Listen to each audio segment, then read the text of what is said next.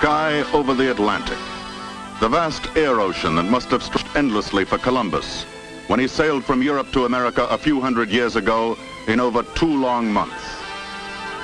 The same air ocean over the Atlantic probably did not seem as endless to Charles A. Lindbergh when he flew from New York to Paris some 30 years ago. But still, it took over 33 lonely hours.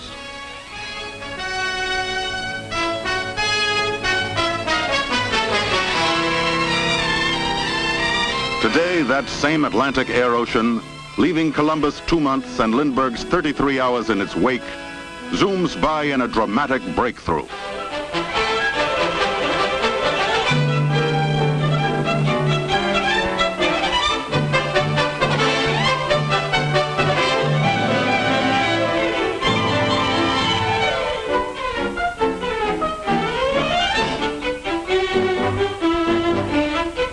The year 1954 marked an historic event in the history of aviation.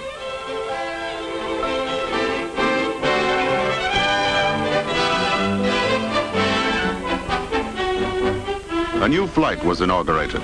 It was called Flight 1000.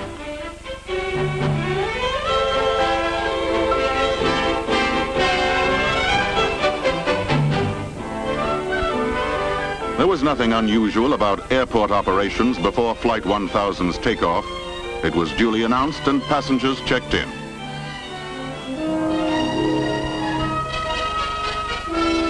Flight 1000's destination, London. Luggage was prepared for loading and all other routine pre-flight activities were taking place. 1000 seemed to be just another flight to London, in all respects except that its passenger list was twice as large as on ordinary trips.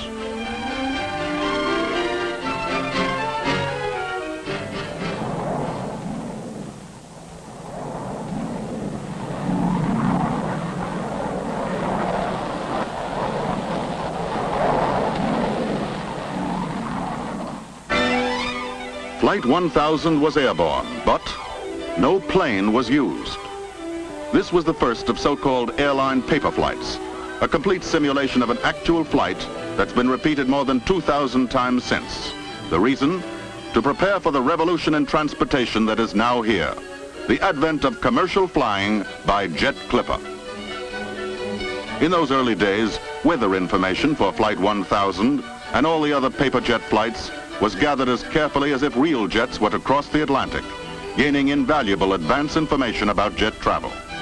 For example, it is now known that at the altitudes at which jets cruise, generally 30 to 40,000 feet, flying will be above the weather. After years of paper flights like number 1000 and many hundreds of real flights with prototypes, the jet age is now here. The jet age begins before takeoff at the airline's new terminal, now under construction at Idlewild Airport, New York. Jets are parked around it, as in this model. Passengers will board by walking along a covered ramp directly to the cabin level. Ground transportation delivers travelers directly to check-in counters. The circular design of the terminal, along with its unique cantilever roof, will assure speed of service and convenience for passengers.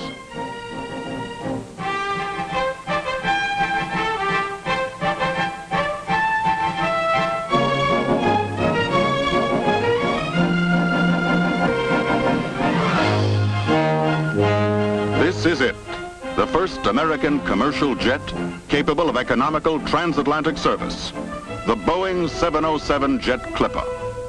First to go aboard cargo and mail. Cargo shipments will be able to reach Europe in just 6.5 hours. A letter posted in London or Paris after the close of business may arrive in New York the same night and be waiting for the addressee at his breakfast table or office the next morning. Speed is a byword for every part of jet operations, since with some arrangements of seats, more than 150 passengers can be accommodated. There is an entrance at the back and the front, while plane servicing facilities are on the far side. One indication of the staggering impact of jet travel, every one of the airline's dozens of jet planes can carry as many people in a year's time as the biggest ocean liner.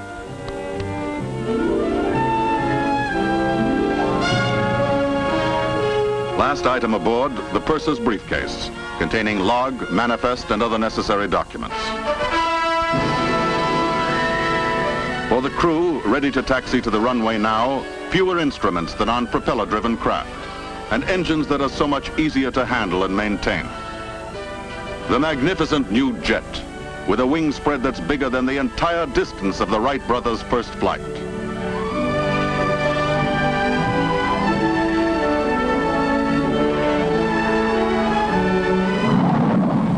Takeoff, without any need for engine warm-up, with outside noise now reduced to no more than that of propeller-driven planes, capable of traveling at 575 miles per hour or more, much higher and faster than you've ever flown before.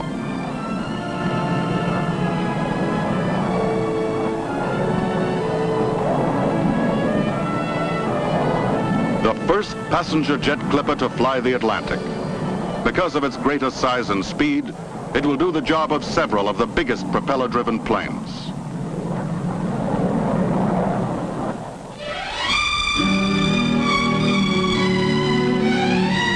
Welcome aboard. Welcome aboard the spacious cabin, attractively decorated, air-conditioned but draft-free. Newly designed individual overhead light units are an innovation. Roominess extends even to the powder rooms, which look like those in a private home. And a new sensation, complete absence of vibration.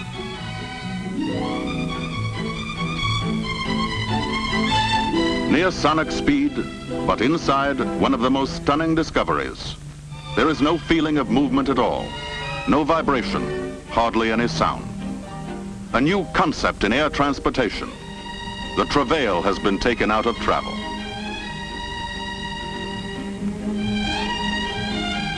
Ladies and gentlemen, this is your captain speaking. We are now at cruising altitude, 35,000 feet. Our flying speed is 575 miles per hour. In addition, we're benefiting from a substantial tailwind by courtesy of the jet stream. Hence, our ground speed is now approximately 658 miles per hour. Indications are that our arrival at London Airport may be ahead of schedule. I'll be speaking with you again from time to time. Thank you. This is the atmosphere on a jet clipper flight. Delicious food adds to the enjoyment. It's prepared in 4 simultaneously operating galleys where dishes can be cooked in 5-minute ovens.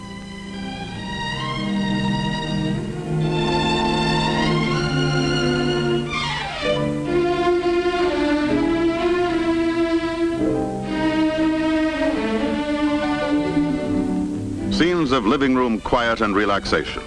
The mood enhanced by lighting that can be changed from the pale pink of dawn through all the variations to the dark blue of night.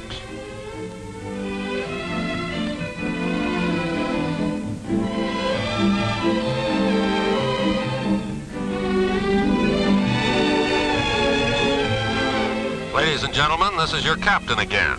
I've just been talking with flight control at London Airport. The temperature there is 64 degrees and the weather is clear. If you haven't already changed your watches to conform to the time difference, I suggest you do so now. We are now making our descent. I won't be speaking to you again, as we'll be in our landing pattern over London in the next few minutes. It was a pleasure to have you aboard our jet clipper. We hope to have you with us again soon. Thank you.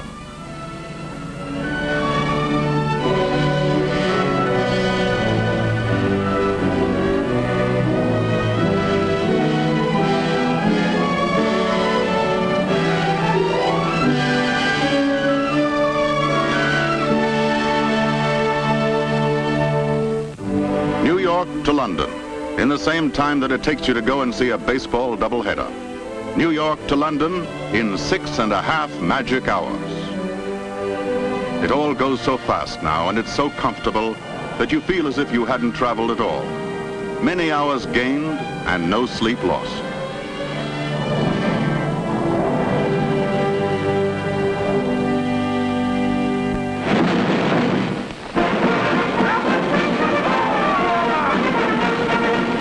London, the splendid ceremony called Trooping the Colour, celebrating the Queen's birthday.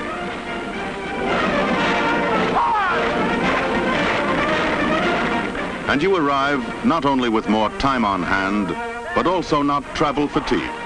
You can take in the scenes and events more fully and at a more leisurely pace.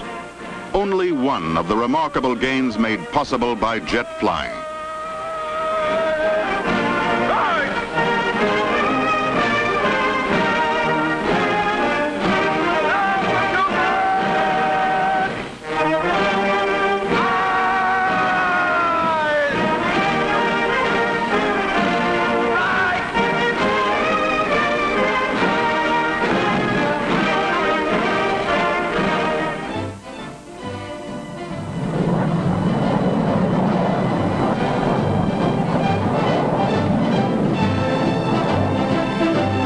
New York to Paris, 7 hours, only 30 minutes longer than to London.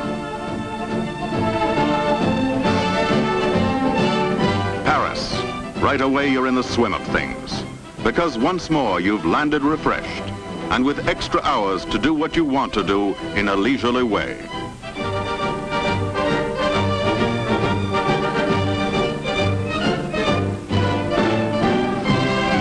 Experiences like these, which used to be rare events for the few or the few thousand, are becoming neighborly visits for the millions, because international air traffic, already increased 5-fold during the last 12 years, now undergoes its greatest change.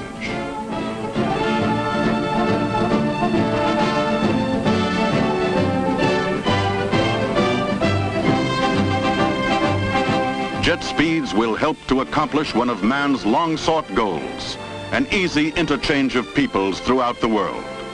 Transoceanic flights now become short hops, 6.5 magic hours to Europe.